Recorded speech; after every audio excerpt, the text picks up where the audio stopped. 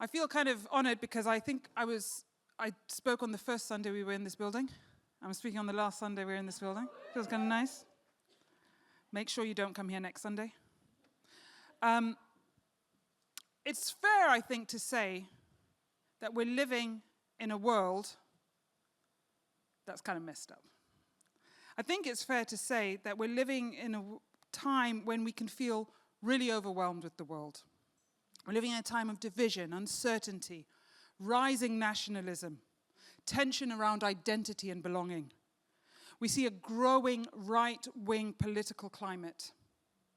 We see protests. We see attempts to co-opt Christian symbols and imagery for exclusionary narratives. So I don't know about you, but I find this growing tide somewhat overwhelming. This growing tide of anti-Semitism, anti-immigration, Islamophobia, this tide of othering us and them. It's in our neighborhoods, it's on our mobile phones, it's in our social media, it's in the media, it's everywhere we turn. It's even, unfortunately, on the playground. The mouths of politicians and babes. It's a narrative of fear, us versus them, of othering, of exclusion, of blame. And it feels to me like it is taking over the Western world. It's a narrative based out of fear and on fear, and it is a narrative that creates fear. What is going to happen?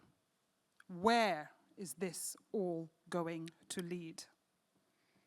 And how do we who stand on the values at this church, within this community, on the values of interculturalism, multiculturalism, inclusion,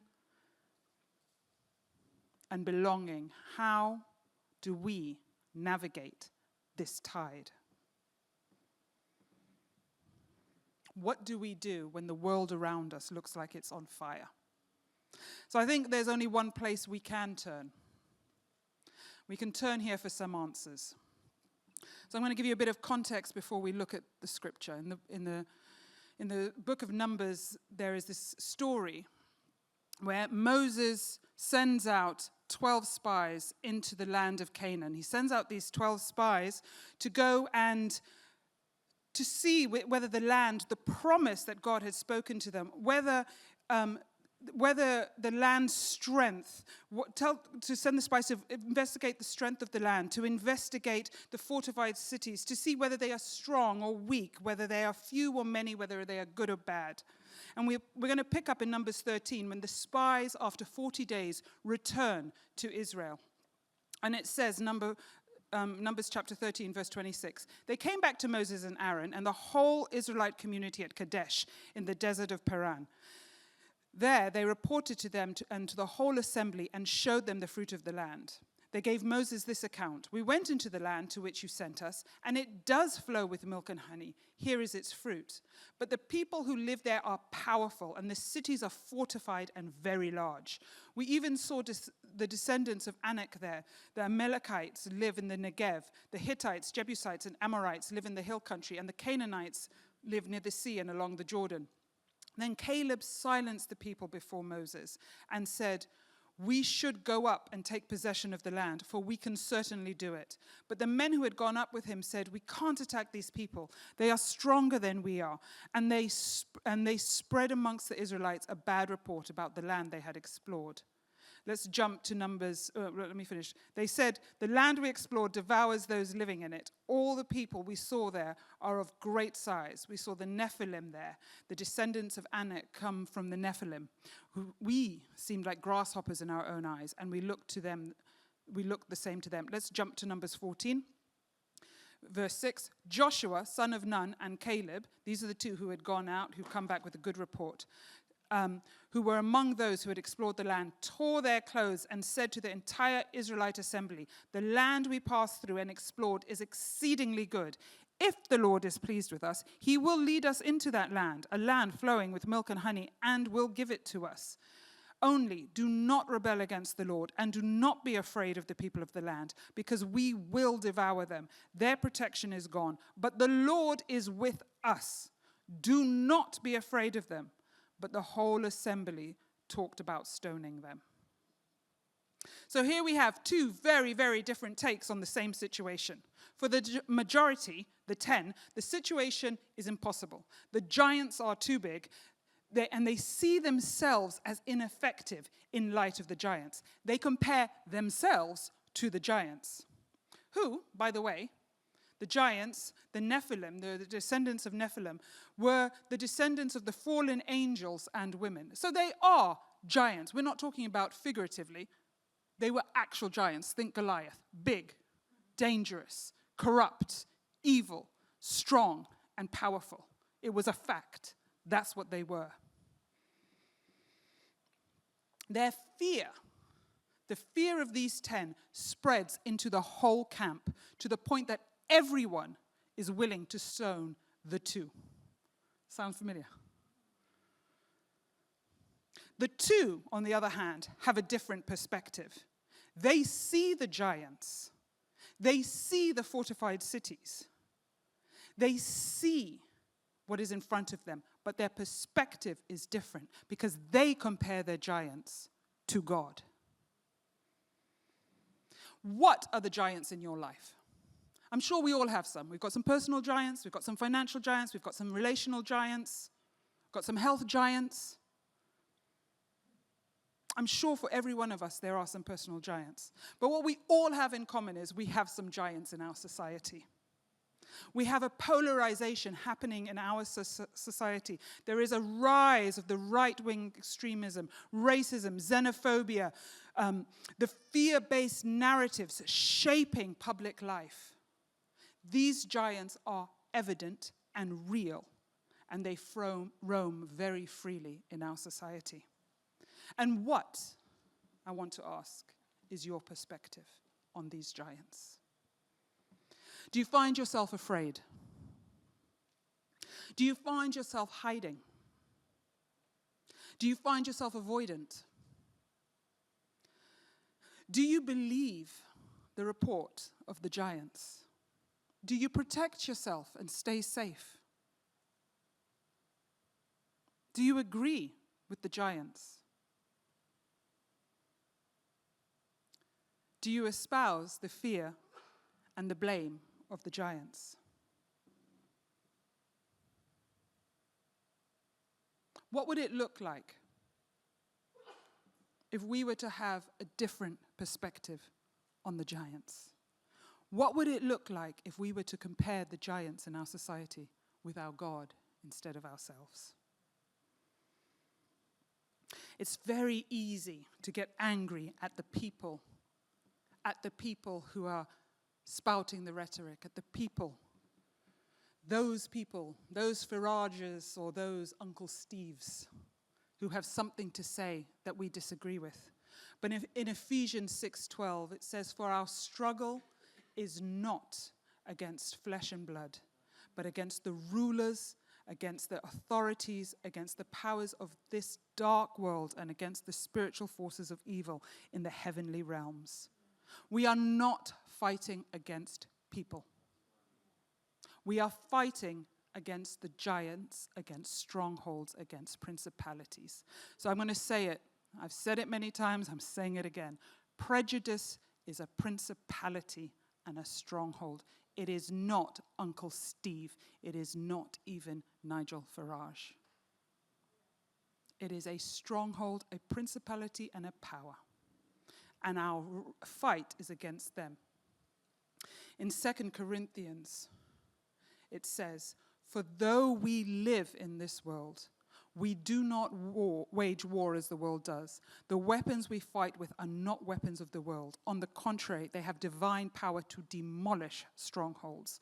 We demolish arguments," and I want to stick in there, ideologies, "and every pretension that sets itself up against the knowledge of God, and we take captive every thought, every ideology to the obedience of Christ." We need to remember that every ideology that exalts itself against the knowledge, the truth, the will, the desire of God is ungodly. Not some of them, not the ones we don't like. All of them. All of them. If it is not based in the truth and the knowledge of God, that all men are created in his image, it is a stronghold. It is the same fruit of the prejudice tree in different packaging. And then here's the thing. Now, it's very easy for me to stand here and talk about the problems that are going on out there and the ideologies in the world that I don't like. The racism, the xenophobia. It's very easy for me to talk about that from a place of self-righteousness, because look at us. I mean, we're a shining example. We're diverse. We're inclusive. Welcome all colors, all heritages, all sexual orientations. Welcome. It's very easy for self-righteousness to creep in. It's very easy for that same sense of me and them, us and them, of othering to creep in as a nice, cozy blanket of self-righteousness. But the root of that is the same. It is the same spirit behind it. And as a church, we have to wake up. We cannot get into bed with the enemy because it's more comfortable. We have to wake up.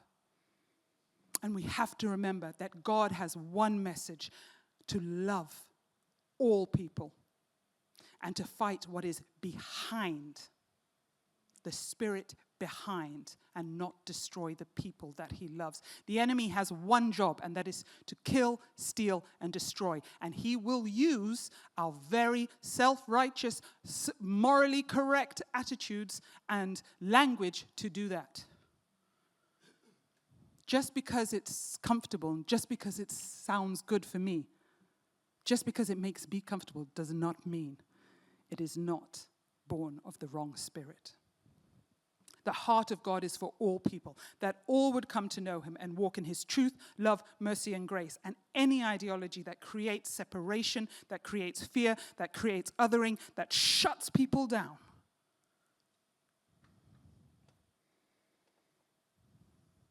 is not of God. The giants we wrestle, the spiritual strongholds we wrestle, we have confidence as we wrestle that the fight has been won. At the cross, Jesus has paid the price. He has won the battle. The giants we have, we compare to a God who is mighty and strong, unstoppable, immovable, unchanging, who holds all power, all authority, and who has given us access to him through the blood of Christ. That is where we stand. That is how we fight.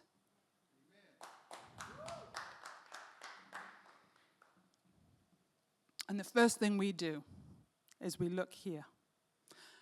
Where, Lord, have I agreed with the lies?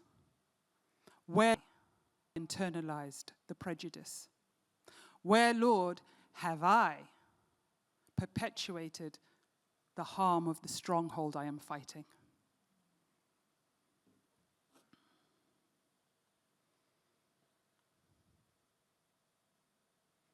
We're going to do things a bit differently today. And we're going to take a moment to turn to God in lament. We turn to God in lament not just for our personal state of being, but we turn to God in lament for the state of our community and our nation and the world. We turn to God in lament because when we come to God and acknowledge the giants that have been roaming around in this land and have devoured us, as well as parts of our community, that we have agreed with the giants at times.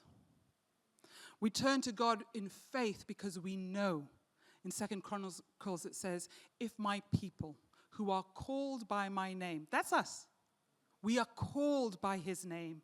If they would humble themselves and pray, if they would turn from their wicked ways, then I will hear from heaven. I will hear and I will heal their land.